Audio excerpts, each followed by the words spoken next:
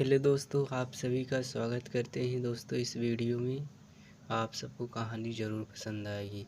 एक रात हम दोनों देर तक जागे थे। टीवी पर एक फिल्म देख रही थी जिसमें कुछ रोमांटिक सीनें थी। मेरा ध्यान उन पर टिका हुआ था और मुझे पता नहीं क्यों एक अजीब सी गर्माहट महसूस हो रही थी। मैंने खुद को संभाला और मैं सोने चली गई, लेकिन मेरे मन में कुछ विचार से घूम रहे थे।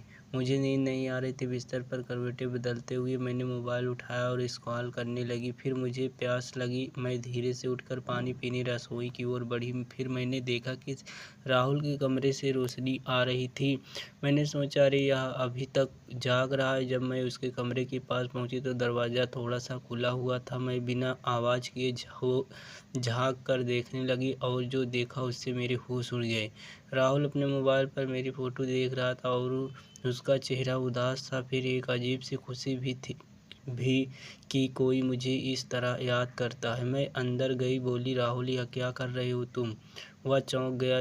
झटपट फ़ोन को बंद करके बोला, कुछ नहीं भाभी। मैंने दरवाज़ा बंद करते हुए कहा, तुम मेरी तस्वीरें देख क्यों रहे हो?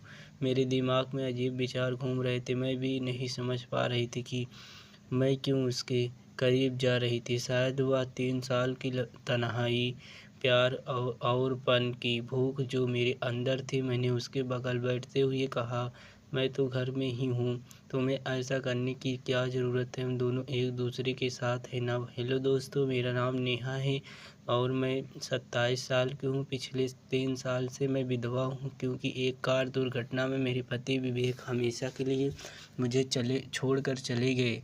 मेरे पास एक प्यारी सी बेटी दिया जो अभी 4 साल की है। मेरे पति विवेक के जाने के बाद मैं उसी घर में रही जिसे मेरे ससुर जी ने बनवाया था। वह मध्यम वर्ग का घर था, हमारे सपनों का, लेकिन घर चलाना लेकिन मेरे लिए अकेले बहुत मुश्किल हो रहा था। विवेक ने कुछ बचत की थी और बीमा की रकम भी मिली थी, जिससे मैंने कुछ समय तक अपना और बेटी का गुजारा किया। लेकिन धीरे धीरे वह पैसे खत्म होने लगे और मुझे चिंता सताने लगी।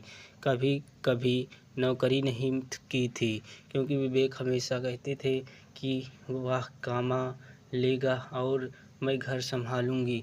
अब क्या करूं? यहाँ सवाल मेरे दिमाग में हर रात घूमता रहता था। नौकरी करने का विचार आया, लेकिन दिया छोड़कर जाने का मन नहीं कर रहा था। वे अब बहुत ही छोटी थी, इसीलिए उसे छोड़कर जाने का मन नहीं कर रहा था। सामने एक विकल्प बचा था, अपने ससुर में ही रहना और कुछ काम ढूंढना। हालांकि मेरे ससुर से मेरे रिश्ते अच्छे थे, लेकिन वे बूढ़े हो चुके थे। उनका मानना था कि विधवा बहू घर में ही रहे। लेकिन मेरे राहुल ने हमेशा मेरा साथ दिया। वह विवेक के 5 साल छोटा और अब तक वह अविवाहित है। उसकी नौकरी शहर में शुरू हुई थी, लेकिन जब विवेक का मन हुआ तो वह वापस गांव आ गया। उसकी छोटी सी नौकरी है जिससे वह अपना खर्चा तो चला लेता है, लेकिन परिवार का बोझ उठाने के लिए अभी उसके पास पर्याप्त पैसे नहीं थे।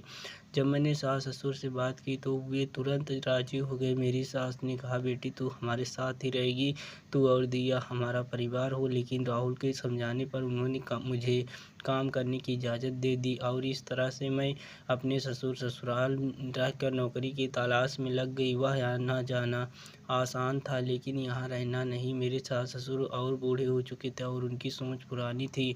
हर छोटी बात पर उनका गुस्सा फूट पड़ता था, कभी दिया के शोर पर, कभी खाना बनाने के तरीके पर, या मेरे काम पर जाने पर। नेहा अविवाहित रहती है। वह मुझसे कहता, भाभी हिम्मत मत हारो, हम मिलकर सब कुछ ठीक कर लेंगे। एक शाम ससुर जी ने मुझे बुलाकर कहा, मेरा घर खर्च बहुत बढ़ गया है, मेरी पेंशन से इतने लोगों का खाना पीना नहीं चल सकता, तुम्हें कोई काम करना होगा। मैंने समझदारी से उनका बात मान ली। जी पापा जी, मैं कल से ही नौकरी की तलाश शुरू कर दूंगी। दिया का ध्यान आप और माँ रख लेंगे ना? लेकिन राहुल को यह बात पसंद नहीं आई। वे मेरे कमरे में आया और बोला, भाभी तुम्हें कहीं जाने की ज़रूरत नहीं है, मैं 2 नौकरियां कर लूँगा, तुम बस घर संभालो और दिया का ख्याल रखो। मैंने उसे समझाया, राहुल यह मेरी जिम्मेदारी है, तुम्हें अपना भविष्य सोचना चाहिए, तुम्हारी शादी होगी, अपना परिवार बसाओ, मुझे अपने पैरों पर खड़ा होना ही होगा। वह नहीं माना, लेकिन अंत उसे स्वीकार करना पड़ा। मैंने नौकरी की तलाश शुरू की और मुझे गांव के क्लिनिक में सहायता का काम मिल गया। डॉक्टर बहुत अच्छे इंसान थे, वे मेरी परिस्थितियाँ समझते थे और मुझे कभी देर से आने पर डांटते नहीं थे। लेकिन यह नौकरी मेरे लिए पर्याप्त नहीं थी। वेतन इतना कम था कि दिया की फीस, उसके कपड़े और घर में योगदान के लिए कुछ भी बचता नहीं था। मैं हर रात थकी हुई थी घर लौटती थी, लेकिन मन ही मन जानती थी कि यह पर्याप्त पैसा नहीं है। एक रात जब दिया सो गई, बरामदे में बैठी थी, राहुल मेरे पास आया, बोला, भाभी तुम बहुत ही थकी हुई लगती हो। मैंने आंसू भरते हुए कहा, हाँ राहुल, यह नौकरी के लिए मेरे लिए सही नहीं है, पैसे बहुत कम है और काम बहुत ज़्यादा। राहुल ने मेरे हाथ पर अपना हाथ रखा और बोला, भाभी तुम नौकरी छोड़ दो, मैं दूसरी नौकरी ढूंढ लूँगा, चाहे मुझे 24 घंटे काम करना पड़े, मैं तुम्हें और दिया को किसी चीज़ की कमी नहीं होने दूँगा। दोस्तों, कैसी लगी कहानी? अगर आप सबको ये कहानी पसंद आई होगा तो आप अगले भाग के लिए आप लोग बने रहना। नेक्स्ट भाग में फिर से मिलते हैं इसी के बाद की कहानी को लेकर।